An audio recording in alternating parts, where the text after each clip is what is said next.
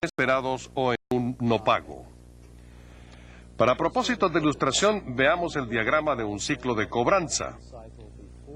Los bienes se embarcan para el comprador, los documentos son remitidos por el exportador a su banco y de ahí al banco del importador.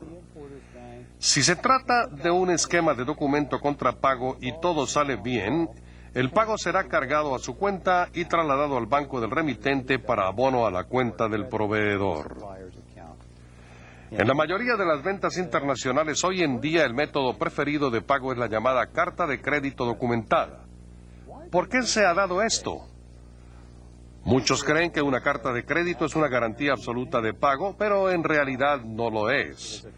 Es más bien un compromiso de pago por parte del banco del importador si hay evidencia de cumplimiento de las obligaciones establecidas por la carta de crédito y confirmadas por los documentos de embarque presentados.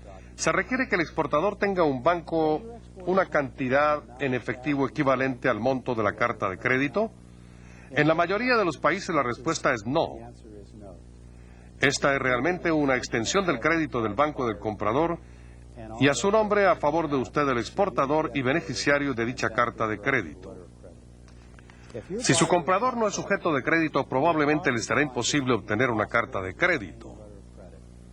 Frecuentemente las demoras en la obtención de una carta de crédito se deben a este problema. Sin embargo, una vez emitida una carta de crédito, los siguientes elementos son muy importantes. Como un instrumento bancario formal, la carta de crédito reemplaza la promesa de pago de un comprador con el compromiso de pago por parte de su banco. Todo este tipo de obligaciones están sujetas al código llamado Costumbres y Prácticas 500. Esta reglamentación que gobierna la Administración Global de Carta de Crédito fue elaborada en 1926 y adoptada internacionalmente en 1933. El propósito de esta era definir claramente lo que sería un documento aceptable en su presentación, obligando de esta manera al banco emisor a respaldar el compromiso expresado por la carta de crédito. Todos los pagos a través de una carta de crédito se deberán realizar con apego a las 49 cláusulas de este código internacional y adoptado ya por 160 países. Cualquier transacción a través de una carta de crédito puede ser representada a través del siguiente diagrama. Noten por favor el flujo de documento y la interrelación con el flujo de dinero en este esquema de pago. Una vez que se han embarcado los bienes, los documentos deben ser presentados al banco de la negociación para su revisión y pago. En el caso de una carta de crédito documentada, ¿qué documentos deberá presentar el beneficiario para documentar su pago? Veamos el tipo de documentos que generalmente son exigidos por este tipo de carta de crédito. Primero, casi todos los documentos tendrán que ser originales para evitar discrepancias. Una orden de pago girada contra el banco emisor generalmente se emite a la vista de los documentos. Como mínimo, una carta comercial, guía de embarque y lista de mercancía tendrán que ser presentadas como prueba de que el proveedor ha embarcado los bienes de acuerdo a las condiciones de la carta de crédito. Algunos compradores exigirán cierta inspección permitida por el vendedor y realizada por ellos o algún tercero autorizado. Un aviso de precaución. En todos los casos, dicha inspección debe realizarse en las instalaciones o bodegas del proveedor y no después de recibido el embarque, pues ya para entonces habrá ya un certificado de entrega emitido a favor del proveedor. Como banqueros, seguido nos preguntan si se debe obtener una confirmación de una carta de crédito antes de operarla. Analicemos por qué esto pudiera ser importante. Primero, una confirmación vincula a los dos bancos y transfiere el riesgo de no pago del país del banco emisor al banco confirmador, preferentemente un banco local aceptable al proveedor. Además de la eliminación del riesgo de no pago, una confirmación hará que los documentos de embarque del proveedor, si están de acuerdo con la carta de crédito, agilicen el pago generando la orden de transferencia proveniente del banco asesor. Un problema potencial que debe tener en cuenta cualquier exportador es que siempre hay un costo por el servicio de confirmación y este debe decidir quiénes lo pagarán. Esto debe ser un punto de negociación. Debemos tener en cuenta siempre que una obligación de pago por parte de un banco al beneficiario de su carta de crédito siempre estará sujeto al Código de Costumbres y Prácticas 500 y a sus 49 cláusulas que definen claramente bajo qué condiciones los documentos se declaran aceptables y listos para el embarque.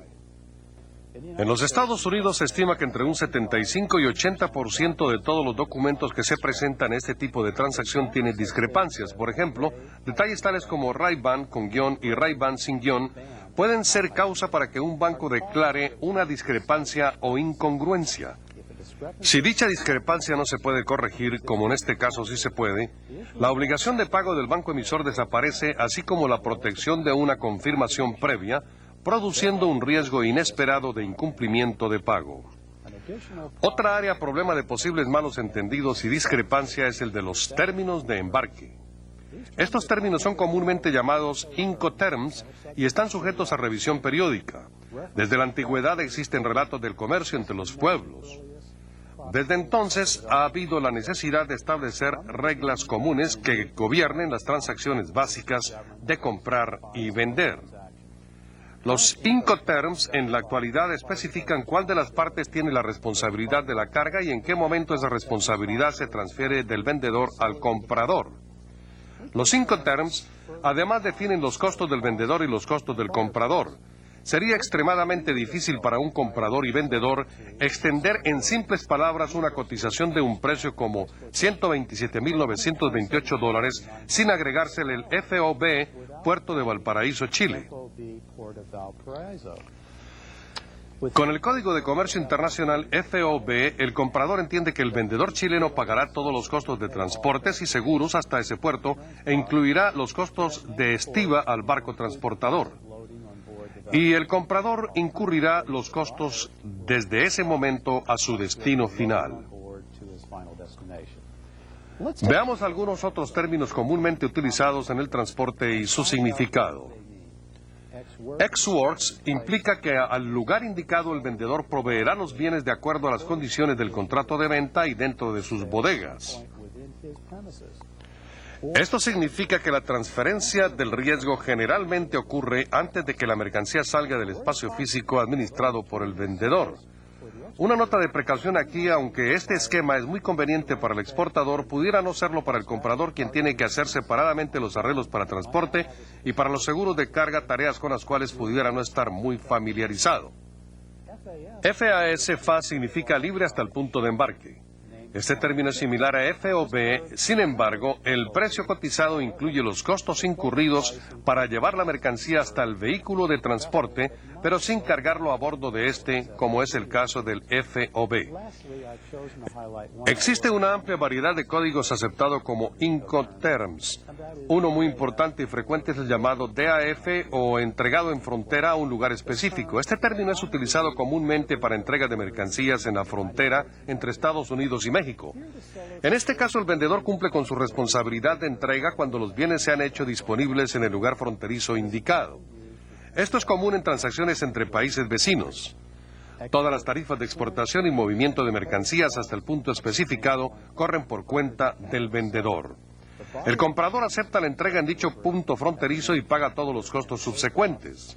El desembarque de la mercancía en la frontera, si se requiere, es a cargo del comprador.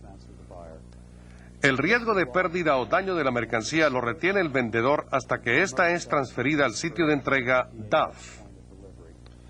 En resumen, los términos de comercio internacional existen no solo para asegurar un pago expedito de su transacción bajo una carta de crédito, sino también para definir los puntos de transferencia de riesgo y costos asociados con su embarque. Estos breves conceptos tienen la intención de alertarlo de algunos de los muchos retos que un empresario enfrentará al realizar un negocio internacional, particularmente en lo relativo a la transferencia de recursos financieros. Es una garantía que existan ya normas aceptadas en diversos países y profesionistas especializados de ser necesarios sus servicios.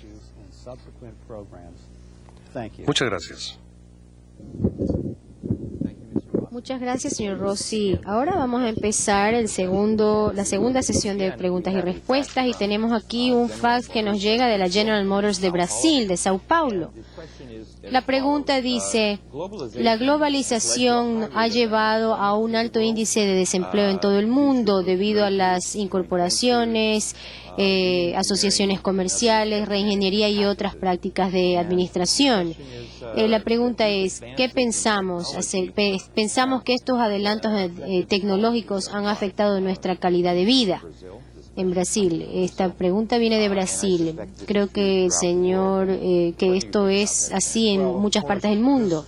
Bueno, por supuesto, este siempre es el caso con relación a lo que aprendimos cuando estábamos estudiando, ¿no? Que es lo que el empleo tecnológico, la pérdida, el empleo de la tecnología lleva a la pérdida de empleos. Esto es la parte negativa de la pregunta, por ejemplo, la forma en que afecta la vida en ciertas regiones y áreas específicas del país o de un país determinado. Estos aspectos negativos, sin embargo, de la globalización son de corto plazo, no duran mucho. A largo plazo se ha demostrado que son beneficiosos. Queremos ahora dar cabida a más preguntas. Esta nos llega del Instituto Tecnológico de Celaya, Guanajuato. La pregunta, por favor. Pregunta, adelante. Escuchamos. Bueno, Bueno, tengo dos preguntas. La primera es, ¿cuáles son los canales de información más comunes para hacer un estudio de mercado internacional? Y quisiera que comentaran algo sobre los problemas de nacionalismo y sindicalismo en la aceptación de productos extranjeros en Estados Unidos dentro del marco del Tratado de Libre Comercio. go ahead, Stan. Take another one. We're talking about. Stan va a contestar esta pregunta acerca de los problemas sindicalistas.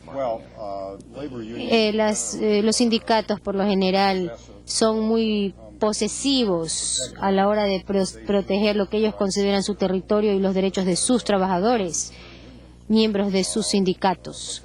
Pero, por supuesto, este es un caso que se da en todas partes del mundo, no solamente en Estados Unidos. En cuanto al TLC, yo creo que George está más cercano a estos casos y estos acuerdos.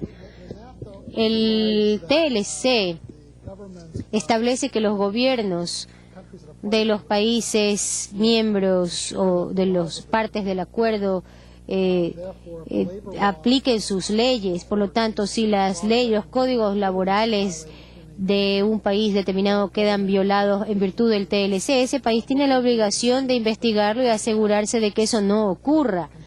Y si se da, entonces y hay un procedimiento dentro del TLC que permite que se realice una investigación conjunta por parte de las tres naciones, de los tres países, para determinar si se ha violado o no una ley del país. Pero esto no tiene... una persona puede presentar una queja, una demanda, y podría presentar la queja ante la empresa. El Instituto Tecnológico de Acapulco, adelante. Sí, buenos días. La pregunta es la siguiente. De 1985 a la fecha, hemos pasado a una economía abierta. Nos vendió durante el sexenio de Salinas de Gortari la idea de que habíamos entrado al primer mundo. ¿Cuál es la perspectiva que tiene México si se considera que cada fin de sexenio pasa por una crisis? En este contexto de globalización al que está entrado, a largo plazo, ¿cuáles podrían ser las perspectivas? Dada una serie de condiciones muy particulares que tiene la economía mexicana y sobre todo que tiene una economía que está basada en planes principalmente sexenales, y en la cual los procesos políticos dan cabida a una serie de distorsiones en la economía. Entonces, desde su punto de vista, ¿cuál es la perspectiva que le aguarda México en estas condiciones de una economía globalizada?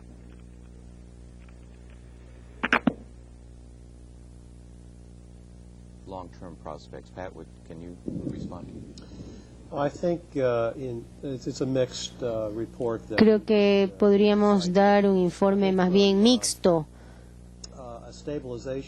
desde el punto de vista de estabilidad. A México le está yendo mejor ahora.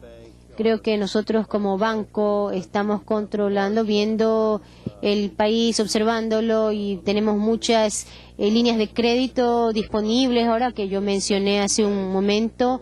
Tenemos acuerdos con bancos mexicanos que precisamente buscan dar líneas de crédito para empresas que quieren comerciar, y son planes de financiamiento a buen precio tasas de interés favorables, bajas. Creo que desde ese punto de vista la situación va a mejorar y el asunto de los problemas sociales, que son un problema constante, esperamos se vayan resolviendo con el tiempo. Creo que hay signos positivos y tenemos la esperanza de que continúe habiendo el comercio entre nuestros países. Esta pregunta nos llega de Lima, Perú. Adelante. Quería hacer dos preguntas al respecto de los tratados internacionales. ¿Cuál es el futuro de esta abundante firma de tratados bilaterales o multilaterales, en especial Mercosur y TLC? Y segundo, ¿cómo manejar la asimetría existentes entre los países firmantes de los tratados?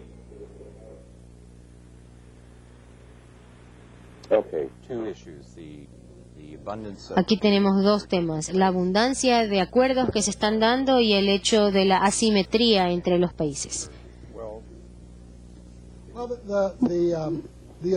La abundancia de acuerdos resulta de la tendencia que hay entre los países pequeños a unirse para poder tener mayor poder de negociación y de regateo y de unir fuerzas y enfrentarse a las diversas regiones del país y entonces formar bloques comerciales que les permita comerciar con las comunidades del Asia o las regiones de Europa, etcétera, y mejorar, tener una capacidad mayor y enfrentarse a esas economías más poderosas. El futuro de los acuerdos, no sé si entiendo bien la pregunta, pero me parece que esta es una tendencia que tiende a aumentar antes que a disminuir, y creo yo que en el futuro vamos a ver más acuerdos multilaterales y bilaterales con el tiempo, y me parece que hay más, creo que vamos a ver más éxitos con el tiempo, y creo que vamos a ver una fusión gradual para lograr una verdadera zona de comercio. Bueno, yo estuve en Medellín, Colombia, y conozco una empresa que está interesada en utilizar y tener acceso a el TLC, y entonces, aun cuando el país no tenga formalmente un acuerdo, pero así que lo que se está tratando de hacer es utilizar la entrada entrar al TLC a través de México. Sí, reconocemos que en una alianza globalizadora la equidad es más beneficio para quien más arriesga. No obstante, si hay reglas compartidas para los acordantes, como en el caso del TLC o NAFTA, ¿cómo se explican las barreras adoptadas por un socio poderoso cuando los beneficios parecen llegar al otro, como en el caso de los obstáculos para México en la exportación de aguacate, tomate y camarón, con supuestos argumentos ecológicos?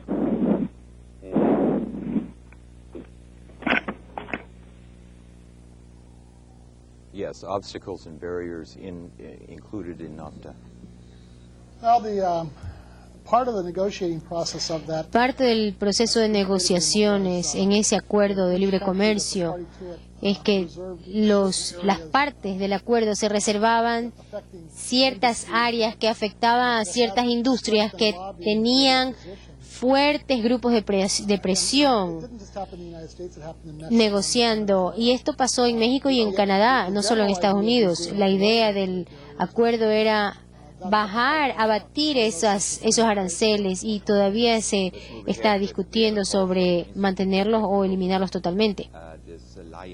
Instituto de Celaya, México, adelante. Sí, la pregunta es, ¿qué papel, dentro de toda su plática que estuvieron haciendo, no escuchamos nada acerca del papel del sector gubernamental? Básicamente en dos aspectos: en la parte de tributación, evitar la doble tributación en este intercambio comercial, y en el otro aspecto de las prácticas monopólicas que existen todavía por parte de las empresas gubernamentales. Si pudieran comentar, por favor, muchas gracias.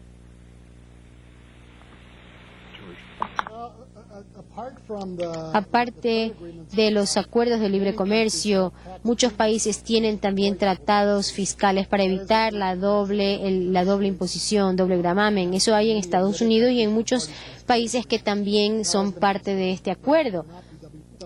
No hay doble paga de impuestos para las empresas que están tratando de ampliar sus operaciones comerciales en el exterior.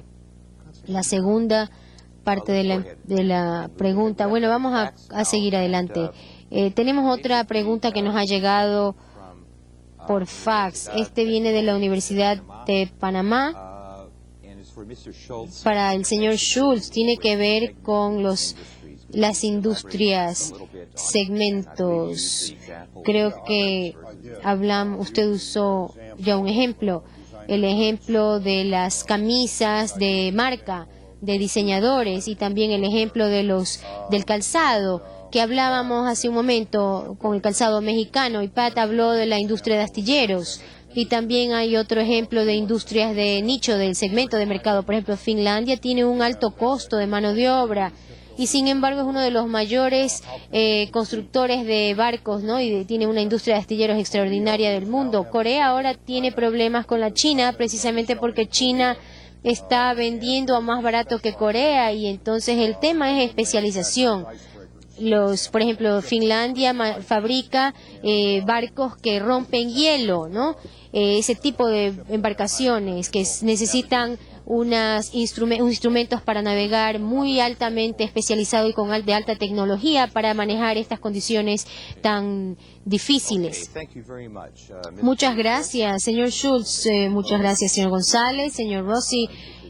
Ha sido una sesión sumamente interesante y espero que haya sido útil para todos nuestros amigos de México y Latinoamérica. Esperamos que hayan ustedes disfrutado esta videoconferencia. Continuaremos transmitiendo programas sobre sistemas innovadores de administración y competitividad global. Les invitamos a participar el día 9 de mayo en el siguiente programa de nuestra serie Estrategias para la Competitividad Global, titulado Manejo del Cambio y Estrés, la clave para la excelencia. Esperamos también su participación el día 23 de mayo en el primer programa de nuestra serie Manejo y Resolución de Conflictos a nivel internacional. Se titulará Negociación y Manejo de Conflictos Internacionales, Estrategias y Técnicas Modernas de Resolución. Para mayor información sobre los programas del ITC que se ofrecerán este año, pueden ustedes consultar sus paquetes de apoyo en donde se indican las fechas y los temas de los programas.